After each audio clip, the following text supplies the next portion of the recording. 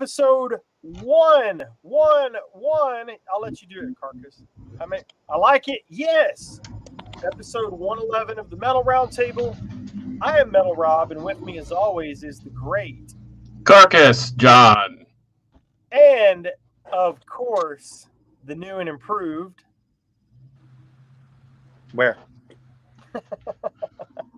That's you, buddy. Yeah, that's kind of how my day is going too. He's a black metal. That's a black metal name. Yeah, it's been an interesting boy. afternoon. Right as I'm getting ready to get onto the show, my computer crashed. It has been a day. Yes, it has. It has been a day. All right, let's do. It has been a day. Yes, it has. You're doing it again. I know. I'm fixing it. I can't do it until it starts going, and then I have to fix it. Don't ask the tech guy to make tech things work. No, please don't. Here, I'll adjust my camera while you're fixing your sound. So, yeah, production value, kids. Hey, first of all, we are at 429 subscribers, which is up a few more, which is awesome. Thank you very much, everybody, for hanging out with us on most Tuesdays. Not every Tuesday. Sometimes we are not here, but we are here most Tuesdays.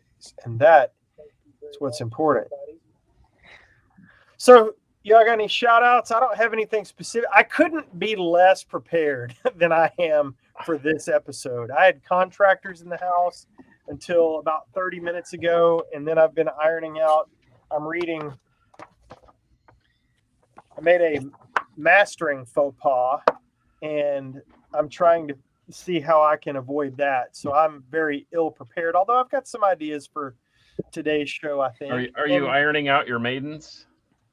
Yes. That's so good. Continuing to improve the process. But yeah, I left something off. I left a hidden track off of an album for one of my best clients, and that is not only embarrassing, it's frustrating for them and me, but I'm going to make it right. So, oh well, I will make it right. Michael Jordan didn't hit every shot either, so you yeah, know, but every now and then. Yeah. Yes, TJ. Hey, I got a couple shout outs. Do it. Only because I said I would. Shout out to Taylor at Riverside Dental. She was my technician that had the unmitigated task of cleaning my teeth after someone was kind of lazy and didn't go to the dentist for like 3 years. But anyway, despite having instruments of death in my mouth and scraping and all that stuff, we had a nice conversation about music, and so I learned a little something about her favorite kind of music, and she learned a little something about some of my favorite kind of music. And yes, I dropped a Nosric Tentacles on her, and she liked it. So, and I have a shout out for. Have you ever heard of a guy named Sonny Vincent? I have not. Sonny Vincent, Scott. Name sounds familiar.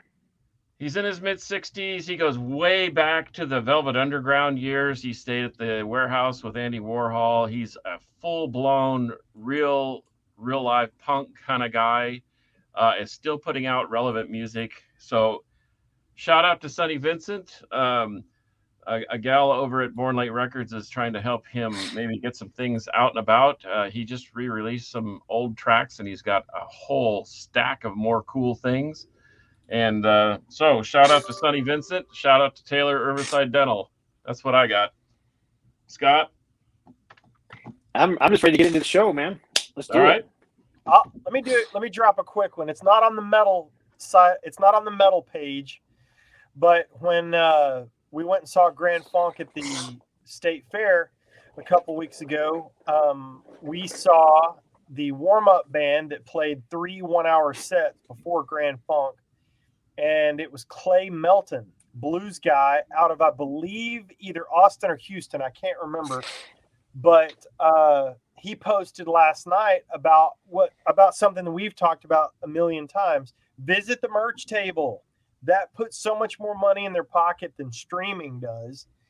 And so I went to Clay's store after he posted on Facebook last night and bought a couple CDs. So I got a couple of Clay Melton blues CDs. Now it's blues rock, more of a Stevie Ray Vaughan kind of thing if you like the rock and roll side of your blues on the way. So shout out to Clay Melton. Hey, and speaking of the blues, I actually went to a blues show at the Guitar Sanctuary last Saturday. What a killer venue and a great sounding place. And I saw Matt Schofield, who is a brilliant English guitar player. And so Fraser Dawson can say, yep, the English have done it again, even with the blues. Yep. And he's been gigging for 30 years. And his last gig before COVID kicked everyone off stage was at the Guitar Sanctuary. And this was his first upon returning to the stage. And man, you want to talk about effortless. And he played Johnny Copeland, and he played Albert Collins, and he played some Stevie kind of stuff. And it was really fantastic. But the guy that I want to shout out is named Justin Cash, who opened for him. Kind of a bluesy, happy music for hire type of guy. And he got up there with the mighty Matt Schofield and hung right in there. So shout out to Justin, shout out to Taylor, and shout out to Sonny Vincent. And did Andy Timmons play? Andy Timmons was not there. He didn't show. Something happened. He had to, and I think I invited you to come along with us, and there was plenty of good seats, but it was a good crowd, and they were streaming all over the world, and they even had 40 or 50 people from outside the country, China, Germany, Japan. It was pretty cool. Yeah, the way they got it set up is pretty neat. Oh, it's a nice place. And if you missed Cavalli's Pizza a couple of doors up, you missed it. They unfortunately were closed by the time we got there, but it was still stellar. The Guitar Sanctuary actually has some pretty good grub. So owned and run by the mayor of McKinney. Awesome. Yep. I like McKinney even more now. He is a rock and roll. Scott's got something in his. Man. Well, I got nothing Gamma Side. I feel kind of left out. Gamma Side posters are printed. Yeah. Well, let's get into it. Posters are printed. It's a shame that vinyl production takes so freaking long, but I'm excited about it nonetheless. I am too. Let's get into it. So Scott came up with our topic for today, and I see the YouTube comments are lit up like a Christmas tree. Mm-hmm. So I will get to some of those. But yeah, take us in, Scott. Okay, so we are going to talk about albums that most rock and metal fans dislike, and we're going to try our best to defend those albums. So I pulled a few albums like this, which I think there is probably very little defense for. But in its defense, if you have, I think I've mentioned this before, if you have the promo DVD version, just throw the CD in the trash and listen to the DVD version. What album? It sounds great. Saint Anger by Metallica. Oh. It's just the production's horrible. The songs are okay, but there's a lot of empty space where it was clearly supposed to be like guitar work done that was never done because, guitar solos weren't cool at this time, and Metallica lost their way, and instead of leading, we're following. Anyhow, I just pulled a few that I think there's really no defense for. This is another one that's just indefensible. I'm not familiar with that one. It's indefensible, but how can you defend? But are you defending it? So no, that's why I'm starting. We're going to defend albums, but I pulled a few that I just thought were indefensible because I started pulling albums out, and I'm like, I just can't find. And I just try to defend Saint Anger. Oh gosh, I suck. And there's one more. I just other than one track on here, I just can't find much to like about this thing. I like that one. I think it's fine. I think they just took a little detour, and I have that in my collection, and I avoided it for a long time because people bagged on it, but I find it pretty good. Well, there you go. I kind of like the song Crush 'Em. Not so much that it's a great Megadeth song, but it's a cool Hockey Barn song. And it's of course inspired by the Orange Crush, the Flyers. So I kind of dig that as well. But it's, I mean, in the big picture of Megadeth, this one falls at the bottom, and in my perspective, could completely disappear. Now I can't remember all of them, all the songs on here, but I like Crush 'Em. I like Breadline, even though it's darn near a grunge song. I like Wanderlust. So yeah, there was enough on this that kept me interested. But yeah, interesting. We don't have to agree, and we can still be friends. Yes, absolutely. Which is odd to think in this day and age. Now, if I was forced to listen to one of these three, Saint Anger, Eye to Eye, or what is this thing called? Risk. I'd go with Risk. I mean, of these three, I would go with Risk, because Eye to Eye is just unlistenable in my opinion. If you read my review on my website, I wrote it back in like 1999 when that thing came out. I'm fairly sure that aliens came down to Earth and abducted the Scorpions, took on the form of the Scorpions, and then put out this plastic pop crap in hopes that nobody would know. I just don't even know what they were thinking with this. It's just so bad. It's just that. I'd rather listen to Saint Anger than this any day of the week. So this is the worst of those three. That is a bad review. I skipped from, and I love the Scorpions. I'm a huge Scorpions fan, but yeah, I like their modern stuff. I like their modern stuff a lot, but yeah, my collection skips from Crazy World to Unbreakable, so I'm missing a few in there. Yeah, you're not. I've never heard that one. Anyhow, I've got a pile of CDs here that I do like that people tend to hate, but I'll let you guys pull out a couple now that I got a pile too, and I just floated out a little biscuit there to see if I could catch any fish with it, and boy, my phone is still blowing up down there in the drawer. But anyway, you stole my thunder. I thought I might. Are you the god of thunder and of rock and roll? Go ahead. You guys talk. I'm just going to chime in on what you guys think. Hey, when this thing came out, I absolutely hated it. I thought it was the dumbest thing I'd ever heard. And it was with the choirs and the weird. It was just weird. I thought this is worse than, I would rather listen to Beth on a loop than listen to this. And I hate that song. I'm sorry. I know everyone else loves it. You can defend that if you want, but I can't. So, but for some reason, I pulled a John Perez, and I put this thing on the shelf for 2 decades, and then came back to it and listened to it on the vinyl copy, which was in the right track order. I don't think the CD is in the right track order. Oh, no. Well, there's multiple different orders even on the vinyl. Okay. Really? Well, I listened to it in a different, on an original pressing that had the right track order, and I actually kind of liked it. It flowed better. It had made some kind of sense. I didn't mind the choirs and the orchestration, and so I kind of like it. I think it's a better departure than Risk for Megadeth. I'll go so far as to say that. I think it's not a bad album. It was one that came before it too. I think it was the wrong album at the wrong time. Probably so. Had they put out Creatures of the Night instead of this, I think they would have exploded because metal was just on the upswing at the time. Yeah.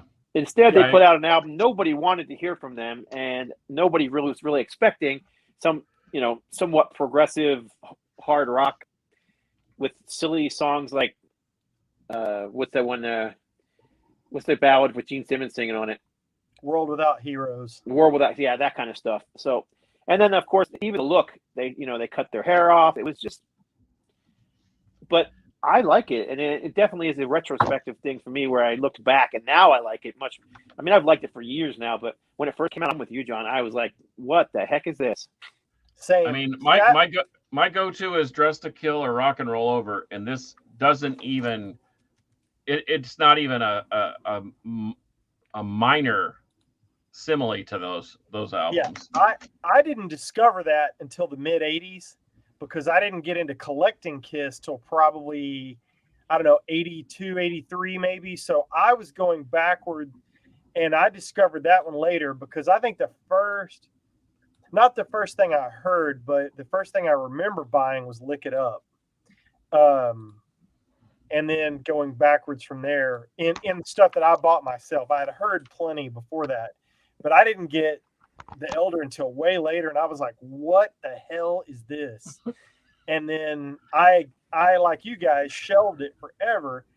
Of course, I had it on vinyl because I had to be a completist, and I've got it on disc. I think I even have a remaster. Yep. I have 2 copies. So yeah, but I'm okay with that one now. I did took the same path you guys did. Okay. I like Ace's tracks on here too. I think Ace had some good stuff on here. But we'll move on because I know we have a lot to go. You want me to You go? got another one. How about? I got a you, good Rob? one. Oh, go ahead. How about this one? I like Slayer. Slayer. I like it quite a bit. Diabolus and Musica. Same thing. Same thing I did with the Elder. I hated the crap out of this thing. I thought, what are they doing? This is not Hell Awaits. This is not Haunting the Chapel. This is certainly not Rain and Blood. And what is it? And you know what? It's actually quite good. It's Slayer.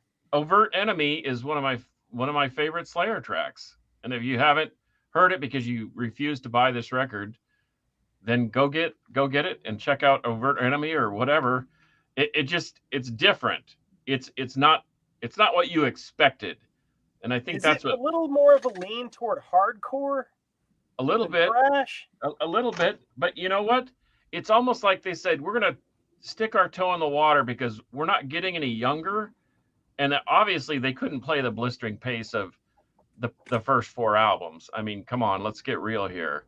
And so they did something a little more slowed down, a little more down tempo. And man, somebody had given me the Japanese pressing that had been remastered. And that's where I kind of liked it. And I listened to it as a record, not as a Slayer album that just was followed up by something else. Now, they kicked it into gear one more time with Divine Intervention, but I don't know. People hate this thing, but I don't hate it anymore.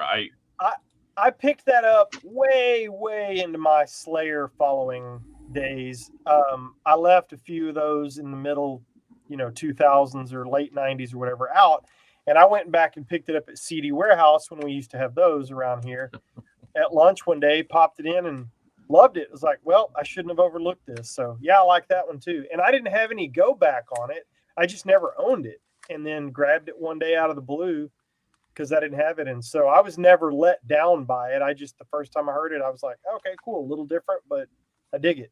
Some of the comments are going insane. And Fraser Dawson, I don't know if you have Celtic Frost on there, but those dudes started off when they were Hellhammer, and then they were just so brutal in their first 3 albums.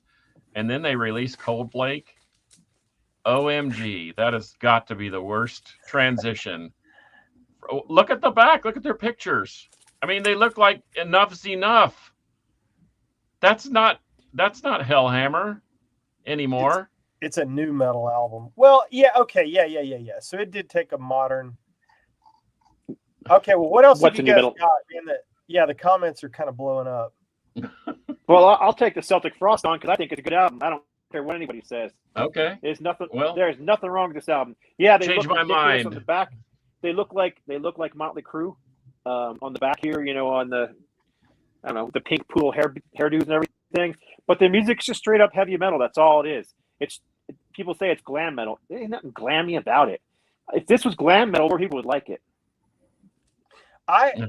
My introduction to Celtic Frost was Cherry Orchards on Headbangers Ball. So, and that is on this album. Yep, I've got no problem with it. Okay. Juices like Wine, Roses Without Thorns, Downtown Hanoi, Blood on Kisses. It's just a solid heavy metal record. Yeah, it's a little more commercial than the more experimental and raw stuff they did before this, but it's just not as bad as everybody makes it out to be. Agreed. I think this is what people don't like. I think you're probably right. His pants. I think most people haven't even listened to most of it, or they've only heard 1 or 2 songs. because they saw the cover and they said, "Oh my gosh, what have they done?" Yeah, and I agree. I mean, I was in college when the album came out, and we bought it as a new release. We were all Celtic Frost fans, and my roommate bought it, and we put it on. We're like, "What the heck is this?" Because it's not the same. I mean, if you're looking for, Right. it's not to make Morbid, if Furion, you're it's looking just for not. morbid visions, it ain't happening. Yeah. Yeah, it's just not that.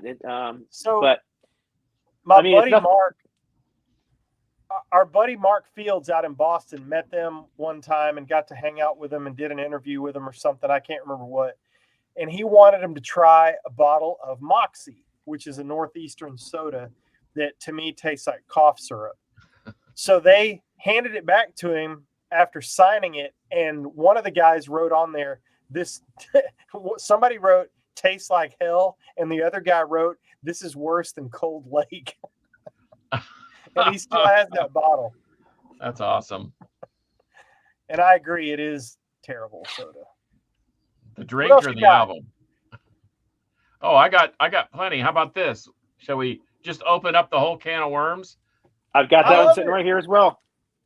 How come people hate this record?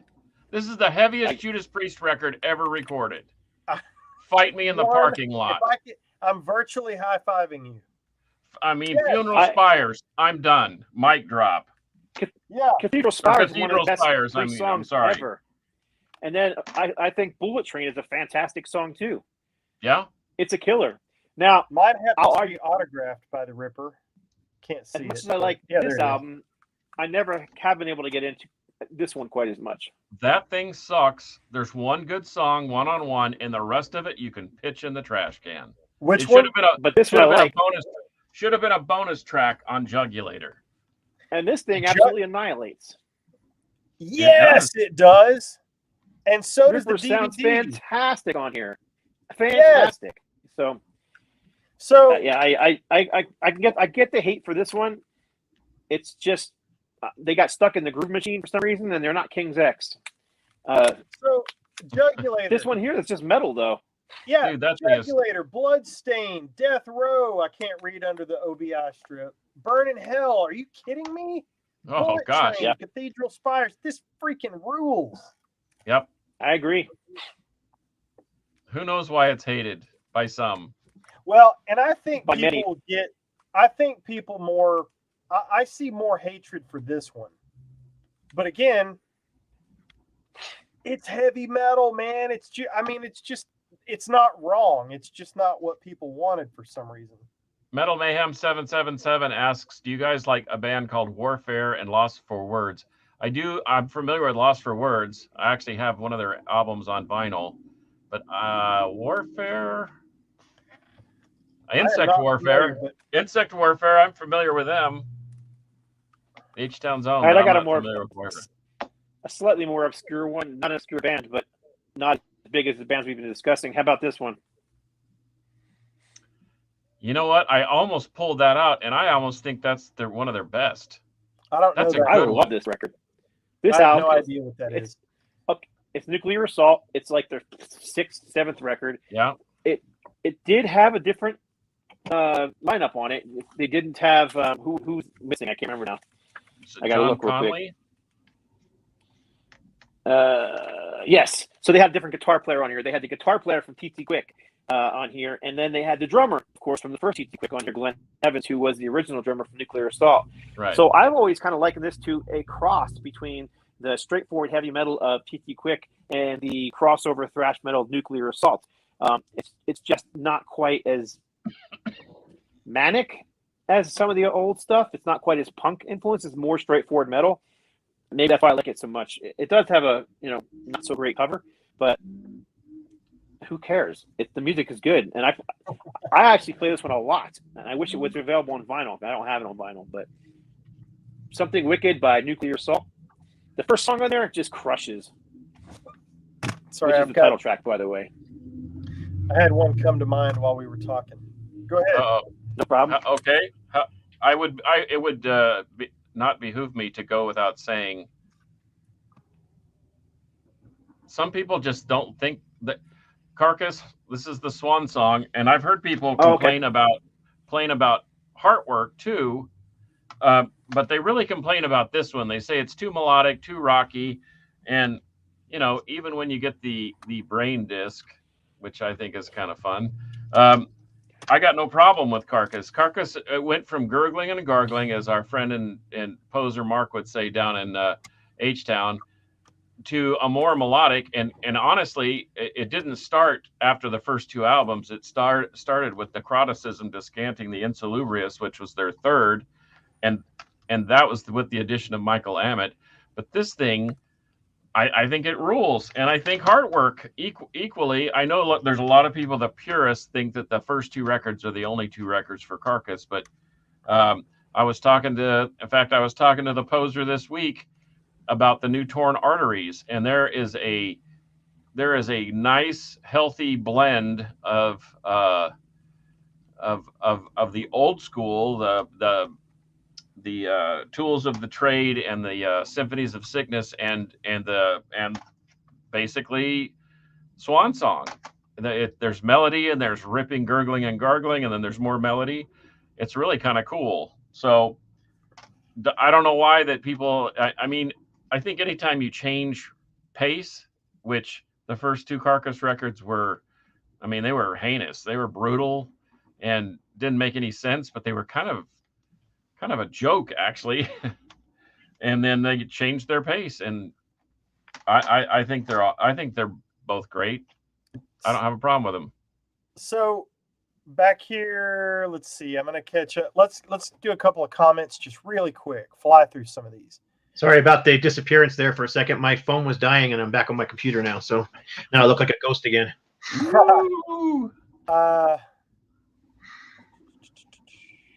Potato Fry, I got your email about the stickers, but I need your address, buddy, and I'll get you fixed up. Gary thinks that your Raven shirt looks generic. Haha. Let's see here. Mark Farner is greater than Grand Funk. My Raven shirt's not generic. My Raven shirt rules. I have the promo DVD version talking about the album you were talking about, Carcass, and he said it still doesn't sound great. That's Harmless Rebel. That album is better than Load and Reload. I'm not sure which one he meant, but St. Anger he's talking about. Okay. Oh, I disagree with that, but we still love you, buddy. Unbreakable is one of Scorpion's best. I agree with that. Sorry, there was one I wanted to get to. I apologize. Cold Lake, we talked about that. I'll be really quick. Loved both Ripper albums. He says, oh, man, he had a great point. Oh, nobody likes Judas Priest Turbo, but I like that album. One of my favorite Judas Priest songs ever is on that album, Reckless. I'm glad you didn't say Turbo Lover. We can still be friends. TJ says he can't stand the Anthrax album with the dudes with the John Bush from Armored Saint. I think they're good records. I especially like Sound of White Noise. Got them both right here. You know what? I can't find the comment I was looking for. Sorry. Go ahead. I like the where John Bush did the old Anthrax hits. Lesser of Two Evils or Greater of Two Evils? Remember the time I accidentally tried to get Joey Belladonna to sign that for somebody? Oh, you remember that? Oh yeah, I do remember that. Man. That was awful. Yeah, I avoided it. I didn't get him to sign it because somebody tipped me off that he was not on that because I didn't know anything about that album. Yeah, it was pretty new at the time, but oh man, I averted disaster. Yeah. I don't know. I love. It's a different Anthrax. It's a darker Anthrax. It's not the same Bermuda Shorts style stuff they were doing with. It's just darker and different. I hear people call this grunge. Ain't nothing grunge about it. It's just metal.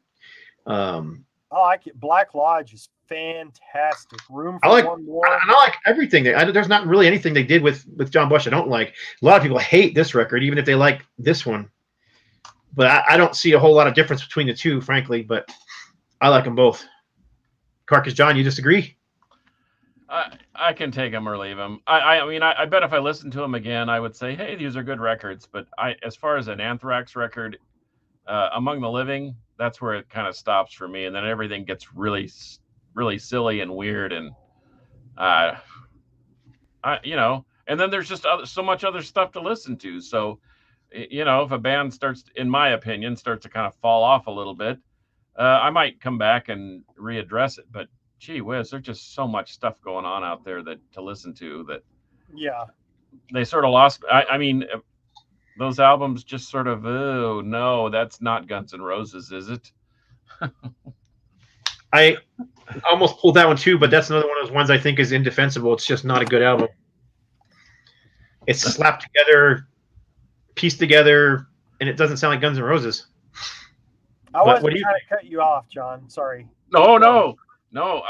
You're right. I just I'm stunned that you. So you think that that's a good record, and I think if you take Guns N' Roses off of here, it's a good album. I do. I think there's a ton of great stuff on here, but it is not Izzy Stradlin writing Guns N' Roses songs. It's just not. It's Axl and his gang doing their thing, which I think is good, and I think there's some songs that they play live off of this that are great. But it just sounds, it's just such a departure from what everybody expected, but I still think it's a good album. I really do. I bought the double LP at Best Buy for $1.99. I bet you did, and I saw those things stacked to the ceiling and why they didn't sell, and I was just like, that makes me a little suspicious, because after Appetite for Destruction and even the spaghetti incident and those other two that were like a 2-album set or whatever. Your Illusion 1 and 2. Yeah. I thought, why is this thing so well? It took 21 years to get to the shelf, and I don't know, maybe nobody was buying vinyl, but not only that, but it was really no Guns N' Roses members left on it other than Axl Rose. Right. Yeah. Which is why it sounds so different, because you don't have the songwriters in the band or the players. You got totally different players in the band. Right. Did Slash actually come back, or did some of those guys actually come back? Because I know that they were touring. I know Slash did. But I feel like, and I don't know, I'm talking out of my ass right now, but I feel like Izzy wrote most of that first album, which was ginormous.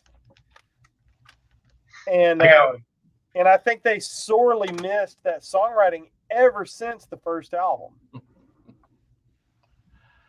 Yeah. Oh, it just says all songs Guns N' Roses. But my impression, I feel like I've heard this, is that Izzy wrote the vast majority of all that. I've heard that too. Sorry, what's next, boys? Go ahead, John. You got one? I got two, actually. Do it. Black Sabbath, Technical Ecstasy, and Never Say Die. I nearly pulled those out myself. I figured somebody would.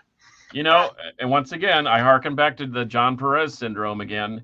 He was playing Technical Ecstasy in the record shop where he was working, and I thought, man, this sounds like Sabbath. And he says, it is. It's Technical Ecstasy. And I said, get out of town.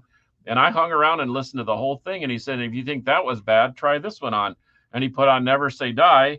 And I thought, man, those are good. I like those. Why didn't I like them before? I like Technical Ecstasy way, way more than Never Say Die. But yeah, they're different. They're oddball Sabbath albums, but they both have a great place in my Sabbath heart and my Sabbath collection. But to me, Technical Ecstasy is way better.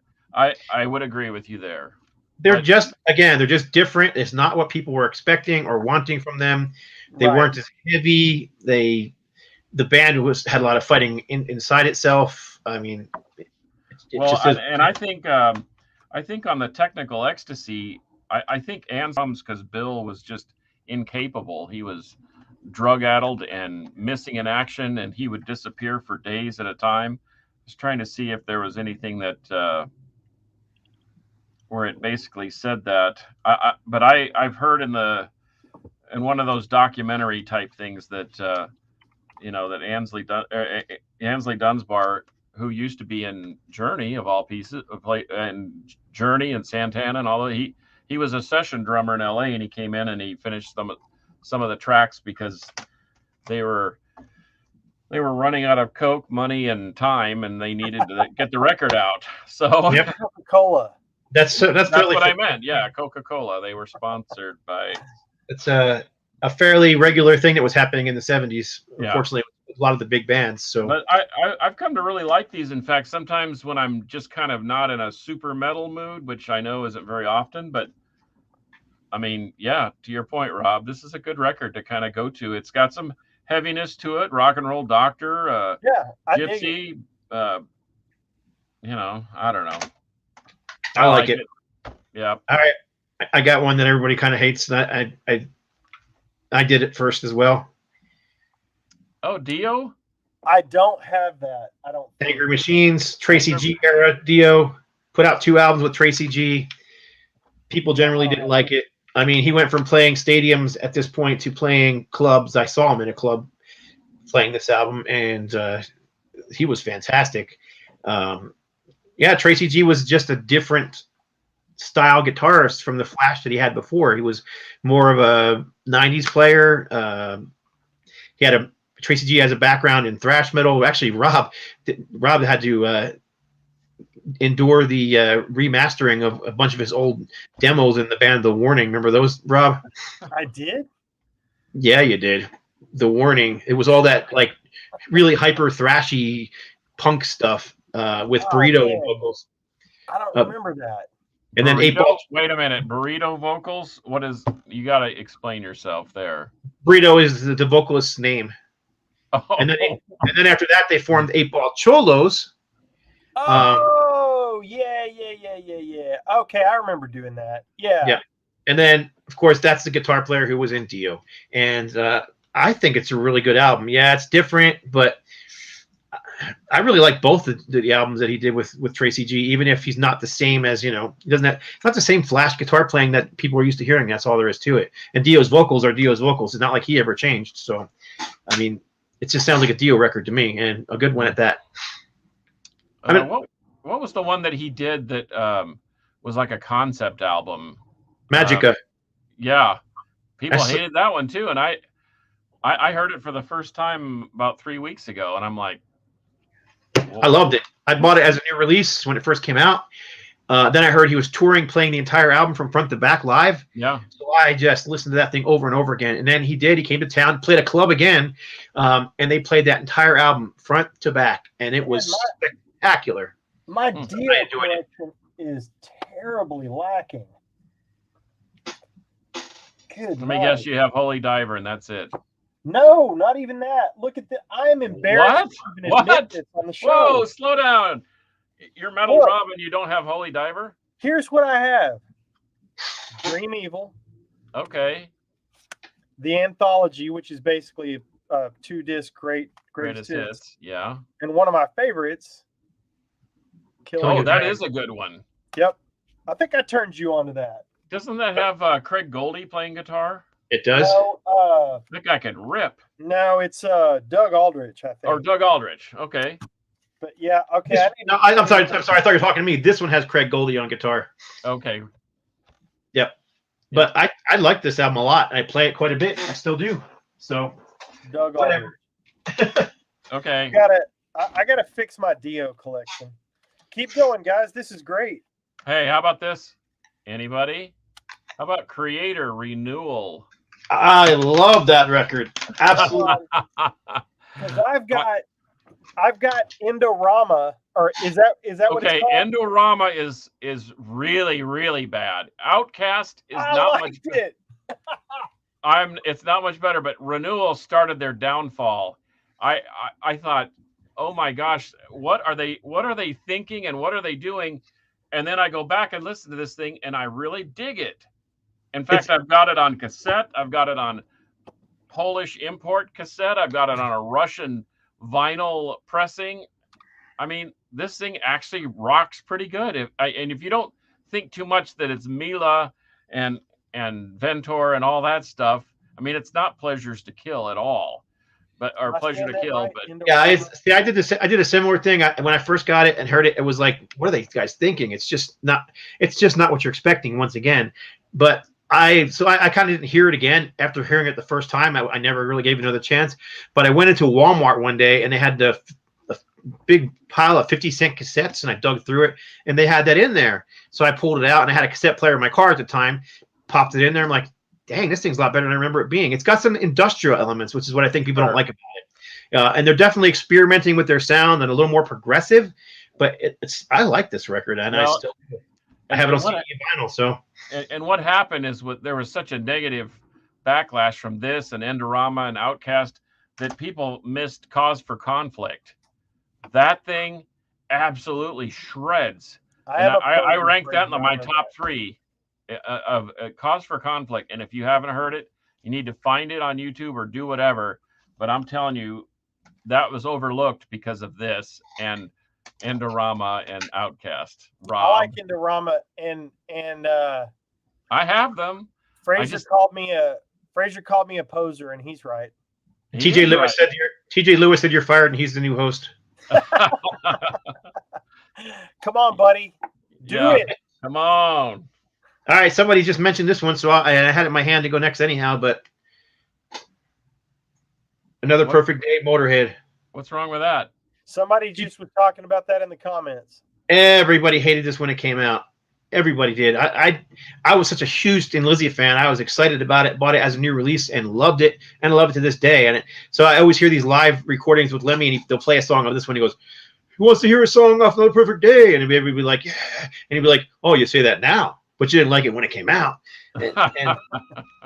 But I did. Yeah. And I've always liked it. I liked it so much. I actually have all the singles from it on both 12 and 7-inch singles. I just think it's a spectacular record. Yeah, it was definitely not the right player for the band. I mean, Brian Robertson had major ego going on here. Wouldn't play the old Motorhead songs live. Looked like a douche on stage with his little biker shorts on and his short haircut. He just didn't want to conform to the Motorhead look and way and sound. But they gave us one great album in the meantime, and so I think there's not a bad song on here. Spectacular album. I never knew about any of that controversy. Somebody mentioned 2, the number 2 and WO. Yeah, that's it. The Rob Halford release. Rob Halford and the guy from 9 Inch Nails. His name escapes me. Yep. Anywhere he says Voyeurs. That was the name of the record, and I don't think they put out anything else, just that one. But boy, I'd have to re-listen to that one.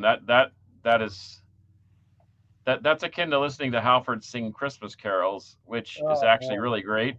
But I like the Christmas carols. Yeah, but I love Rob, but I didn't care for that at all. I bought it and was like, which one? The winter songs. Didn't like it at all. Because there's two Christmas albums he put out. Yeah. Huh. Well, now they're striking at the heart of Scott. Night in the Ruts, Potato Fry 1, 2, 3. Night in the Ruts. I've never seen anybody say anything bad about Night in the Ruts. I did pull this though because I know a lot of people really hate this record. In a Rock and a Hard Place. Oh, no, Honkin' on Bobo. Never even heard it. No. I mean, Night in the Ruts, people liked it enough that it's it sold platinum. Rock and a Hard Place. Rock and a Hard Place is great too. I mean, they were still a stadium band at the time, but this one I see people diss all the time. I really like this. It got him out of the pop mode and it got him to playing just straight up hard rock and blues. So this kind of has a sound not unlike those first couple, Get Your Wings and the self-titled Aerosmith record. It's all blues covers, standard blues covers. So you got songs like Roadrunner and Baby Please Don't Go. I mean, those songs, right? Baby Please Don't Go down to New Orleans. I love it. So Baby Please Don't Go. To me, Ted Nugent was doing back in his live set? Yeah, okay. Yeah, Ted Nugent did it. AC/DC was doing it back in the day quite a bit. But yeah, it's just a hard rock blues album, void of most of the pop stuff that they had been doing around this album. So now, if you go to Music from Another Dimension, I won't even defend that one. That album is putrid. That is Aerosmith at their absolute worst. I mean, they're bringing on pop singers as country singers as guests on an Aerosmith record. Nobody wants to hear that.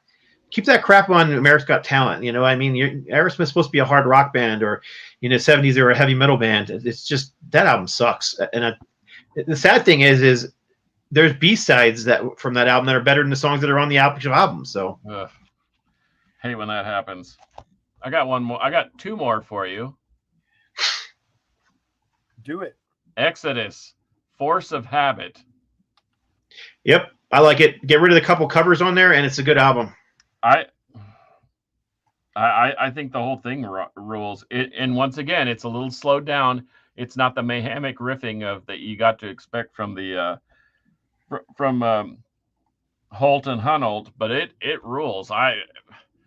In fact, as you can see, I have the Japanese copy that has a massive book in it and some other goodies.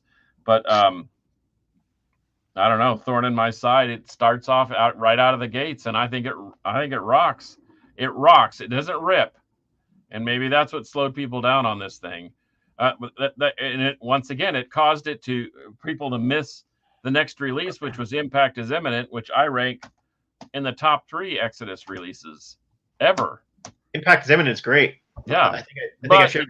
But because of Force of Habit, people weren't really paying attention to Impact is Imminent. So anyway, I could go right along with the thrash sound and a band that slowed their sound down and suddenly everybody hated it. But the third album from Annihilator. No idea. I've got the first 2. It's not all that different from the first 2. It's a little more melodic. It's actually pretty much the same lineup that played the first 2 records. You know, they changed singers from the first record to the second record, but the third record was the same as the second, vocal wise. I can't remember his name. It's driving me crazy. I can't think of it right now. But yeah, it did have what was the ballad on here? But the song, Rob, go online when you get a chance, put on the song, Set the World on Fire, and see if that doesn't. I think this is more up your alley than the first 2. It's more melodic. It's got big hooks in it. It's just a great heavy metal record. There is a ballad on here though. I can't remember what the heck it's called. Phoenix Rising. Yeah, it's called Phoenix Rising. That's akin to what Testament did on what the Ritual. Yeah, they kind of slowed down and they did a couple of ballads, and it was like the trench coats and walking through the fog and singing a sad song about being sad. And that's that might have been like Souls of Black. I can't remember. Was that Souls of Black or the Maybe. Ritual? I don't remember. It was right around there. Regardless, that's what they did here too. You know what I mean? It's got Phoenix Rising. Just kind of it's you think ballads. It's not like like a pop ballad. It's kind of a dark, metal ballad. So I like this album a lot. It's definitely not my favorite Annihilator, but I think it's a very good record from them that people generally dismiss just because of the change in style. I got one more. That's it. I know we're creeping up on an hour here. Sepultura. No, I think everything post Max Cavalera gets dissed because Max isn't there. And I'm telling you, this Roarback, especially, this is a 2-disc set, and they do they do a disc of their own new music of the new lineup with Derek Green, who's been in the band longer than anybody else except for Andres Kisser.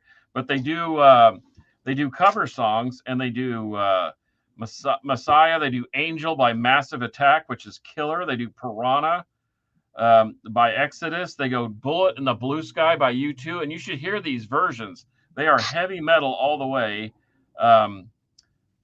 Let's see, The Mountain Song by Zeppelin, Mongoloid by Devo. This is pretty cool, and these guys still had chops back then.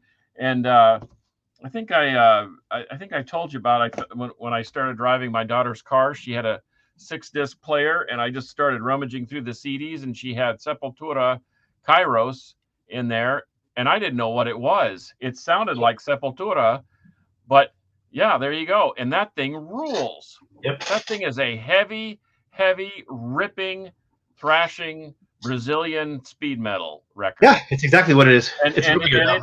And so when people dismiss those guys afterwards, and I've seen them twice after Max's unceremonious departure, and even without Igor on drums, and they still rule, because Paulo and Andrus still write great songs, and Derek Green is a great front man who plays a little guitar himself. So I don't know. Yeah, I think you're shortchanging yourself if you don't at least check it out. Yep. At least check it out, and especially this Roarback with the extra CD on it with those Revolu songs. I think it's pretty cool. I'll check that out. Yeah, definitely, and do check out the song "Set the World on Fire." I think you'll be sucked in once you hear that song, Rob. I got a few more. I may even have that in my store inventory. Do you Because I recognized it as soon as you held it up. I just didn't get super deep into their catalog after the first couple. Did you have any more to show? I got a couple more I can show here real quick. I don't, but don't let me forget. I want to ask you a question at the end. Iron Maiden. I knew he was going to go there. Somebody had to. Man, I got to tell you, of the two Blaze Bayley albums, I like that one better. But I've listened to both of them all the way through, maybe twice, just to see if I could get on board. And I really couldn't get on board. And again, it's because it's not what you're expecting from Iron Maiden. It's not right. Fast galloping heavy metal. It's very dark, very moody record. And I hated this album when it came out. I blamed it all on Blaze Bayley, but there's nothing wrong with Blaze Bayley's vocals on here at all. The music is different, and it was Steve Harrison in a different time in his life. He was pissed. I believe he was getting divorced at the time, but his band was falling apart, and but among other things. And so it's a very dark, pissed off record from them. Go ahead. And I honestly, I didn't give it another shot either after I first bought it. It just sat on the shelf forever. And then I was having a discussion with King Foley from October 31 and whatnot.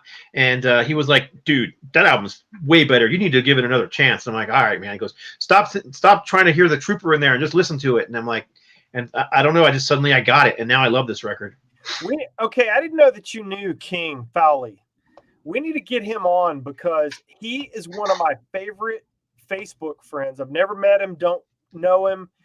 The stories he tells, dude, are insane. He might be a good rival for Charlie Belmore. We might have to have those dueling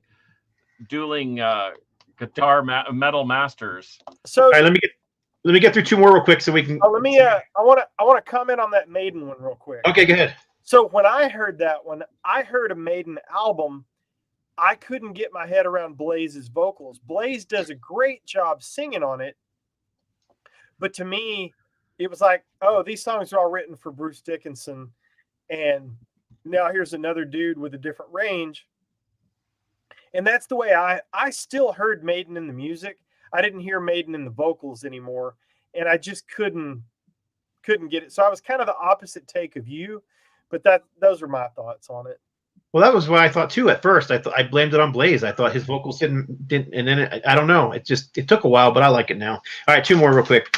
One I can't defend and one I love, but Saxon, Innocence is No Excuse. Can you is that not the defend one it, or you do you can't? love it? Yeah, I was gonna say I can't defend that one. You don't like Innocence is No Excuse? It's just classic Saxon to me. Whereas this here is a pile of trash. Oh, that I do agree on that one.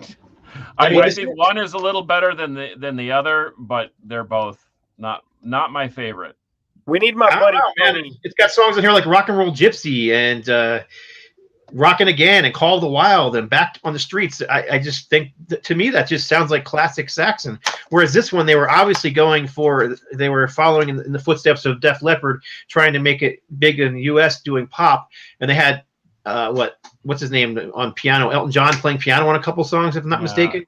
And then I mean, they've never been like thinking man's music as far as lyrics go, but really, Party Till You Puke. I mean, really. It's just not good Saxon. It's just, I mean, they've redeemed themselves since, obviously, but yeah, I've always liked this one. I had never understood the hate for it. I don't hate it. I just don't like it as much as denim and leather, and I don't know. Frazier is giving me the shit, man, in the comments. Good Who for is? you, Frazier? One more, and this one I like, and a lot of people hate it, and I can understand why they hate it. But this was the 4th album from Gravedigger, where they changed their name to just Digger. You got the robot duck on the front cover. The band was trying to a different look, a different sound. I mean, that's why they changed their name to just Digger as opposed to Gravedigger. Well, but yeah, there's no heavy metal breakdown in here, but it's decent, straightforward pop metal. Wasn't that when Grimmett was singing with Onslaught for one album? Didn't they put that out, or was that after, or was Grimmett back in the band then? Grimmett was never in this Grim Reaper. Oh, Grim Reaper. I'm sorry. This is Gravedigger, yeah. So Chris Bolt, I never can say that guy's last name. Chris Bolton, whatever the heck it is. I guess I'm just completely off the reservation. Sorry. Chris Bottendale. I never can say his last name. But yeah, I mean, they even looked, they were a denim and black leather band before that, and here they're wearing flower shirts, and 2 of them are wearing like the Florida beach flower looking shirts. So I understand why people don't like it. Same thing with the Celtic Frost that we showed earlier. I understand why people don't like it. It's different, but at least you can say they changed their name to give you a warning that it was something different. Well, is that like the Halloween pink bubbles or whatever that? It's not that. It's not that poppy. This is more. This is still metal. It's just more. It's more of a pop metal, 80s pop metal sound. Anyhow, that's it. I can be done from now. I got a question, Scott. Directly behind your head on the shelf, what is the Queensryche thing that's up there? This is that the Revolution Calling box set. Is that just reflecting, or is there a light on it? Oh, no, it's a reflection. Oh, okay. I kept seeing what I thought was a Queensryche light in the background. Yeah, it's got a silver foil stamp on it. It's just a box set. So it's got all the. Oh, okay, cool. Yeah, they're all the remastered editions of all the albums. Had to ask. And it's got this thing I've never actually messed with on here, the interactive CD-ROM for Promised Land, which I have no idea what's on it. Never did it.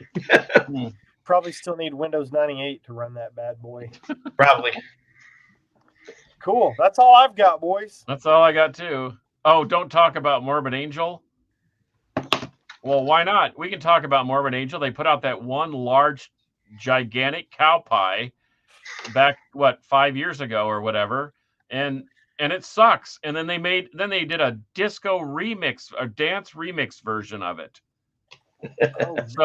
Yes. So say what you want about Kiss, I Was Made for Loving You and all that stuff. Extended 12-inch version that got them into the discos.